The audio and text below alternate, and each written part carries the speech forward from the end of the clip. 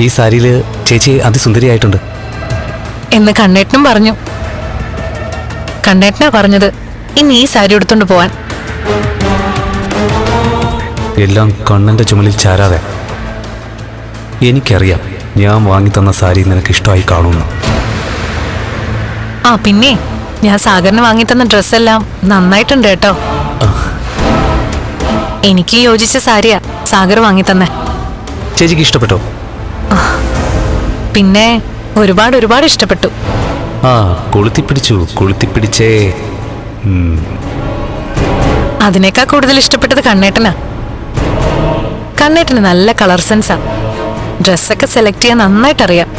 അവന്റെ കാര്യം ഇവിടെ ഇപ്പം ആരാ ചോദിച്ചത്? നമ്മുടെ സംസാരത്തിനിടയിൽ എന്തിനാ ലച്ചു അവനെ വെറുതെ വലിച്ചഴക്കുന്നത്?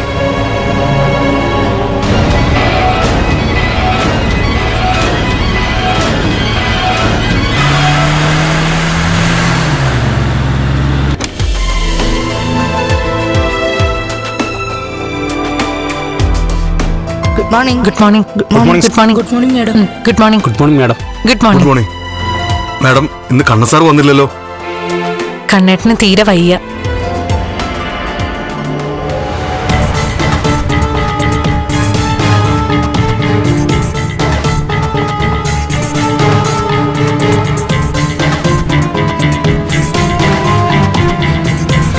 സാഗറെ, നീയാൾ കൊള്ളാലോ.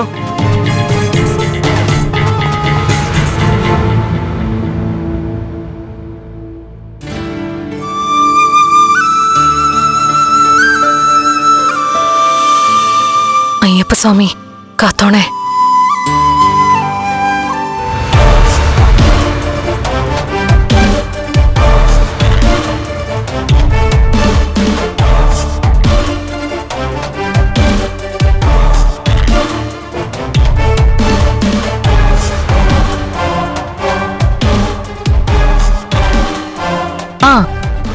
സാഗറോ? എനിക്ക് ചേച്ചിയോട് ഒരു കാര്യം പറയാനുണ്ടായിരുന്നു. എന്താ സാഗറെ? വായിരിക്കെ.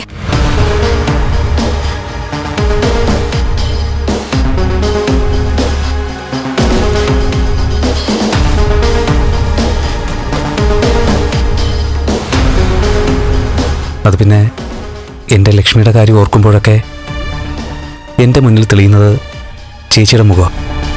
ആഹാ, കൊള്ളാലോ. അവളെപ്പോലൊരു പെൺകുട്ടിയെ ഇനി കാണാൻ കഴിയില്ലെന്നായിരുന്നു എൻ്റെ വിചാരം. എന്നാൽ എനിക്ക് തെറ്റി. അവളെക്കാളും ക്വാളിറ്റിയുള്ള ചേച്ചിയുടെ മുന്നിലാണ് ദൈവം എന്നെ കൊണ്ടെത്തിച്ചത്. എനിക്ക് ചേച്ചിയെ ഒത്തിരി ഇഷ്ടമാണ്. എനിക്കും സാഗറിനോട് ഇഷ്ടക്കുറവൊന്നുമില്ല. എങ്കിൽ പിന്നെ ലക്ഷ്മി എന്ന വിളിപ്പേര് ഞാൻ മറ്റൊരു പേര് വിളിച്ചോട്ടെ. എന്തു പേര്? ലച്ചുന്ന്. എന്താ ചിരിച്ചത്? കൊള്ളാലോ. സാഗറിന് അങ്ങനെ വിളിക്കുന്നതാ ഇഷ്ടമെങ്കിൽ അങ്ങനെ തന്നെ വിളിച്ചോ. എന്നാ പിന്നെ എന്റെ ലച്ചുവിനെ ഞാൻ എന്റെ ജീവിതത്തിലേക്ക് ക്ഷണിച്ചോട്ടെ. എന്താ പറഞ്ഞേ? എനിക്കറിയാം ലച്ചുവിന്റെ കണ്ണേട്ടന്റെ പരിമിതികൾ. ഒരമ്മയാവണമെന്ന് നിനക്ക് ആഗ്രഹമില്ലേ ലച്ചു? ഭർത്താവും കുട്ടികളും കുടുംബവുമായി കഴിയണമെന്ന് ആഗ്രഹമില്ലേ? അങ്ങനെ ആഗ്രഹമില്ലാത്ത പെൺകുട്ടികൾ ആരാ ഉള്ളത്? എങ്കിൽ പിന്നെ ഇനി രണ്ടാമതൊന്നും ആലോചിക്കാതെ ഞാൻ വിളിക്കുന്നിടത്തേക്ക് വന്നൂടെ? വരാം. സാഗർ എവിടെ വിളിച്ചാലും ഞാൻ വരാം. ഉറപ്പ്? 100% ഉറപ്പ്.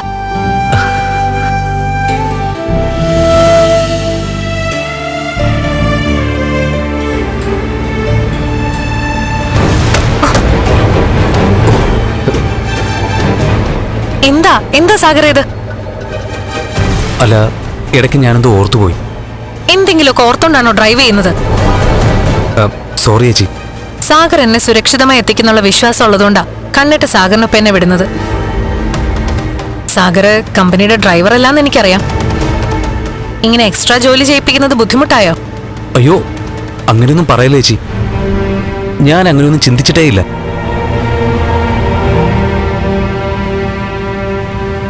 കണ്ണേട്ടനില്ലാതെ യാത്ര ചെയ്യുന്നത് ഭയങ്കര ബോറാ. തോമസ് വൈദ്യന്റെ ചികിത്സ കൊണ്ട് ഒരു ദിവസം കണ്ണേട്ടന്റെ തളർച്ച മാറും.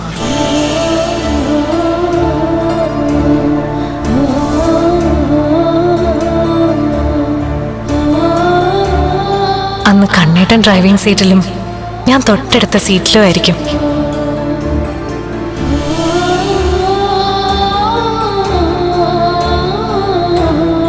അതിനുവേണ്ടി എല്ലാ ദൈവങ്ങളെയും മനസ്സൊരുക്കി പ്രാർത്ഥിച്ച് പ്രസാദിപ്പിക്കാൻ ഞാൻ ഒരുക്കുക.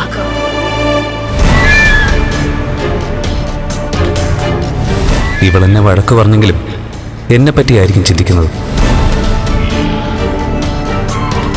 എനിക്ക് നിന്റെ ഡ്രൈവർ ആവാൻ ഒരു മടിയുമില്ല മോളെ. പക്ഷേ ഞാൻ ഡ്രൈവ് ചെയ്യുമ്പോൾ ഇനി നീ പിൻ സീറ്റിലല്ല, ഇവിടെ മുൻ സീറ്റ് തന്നെ വേണം.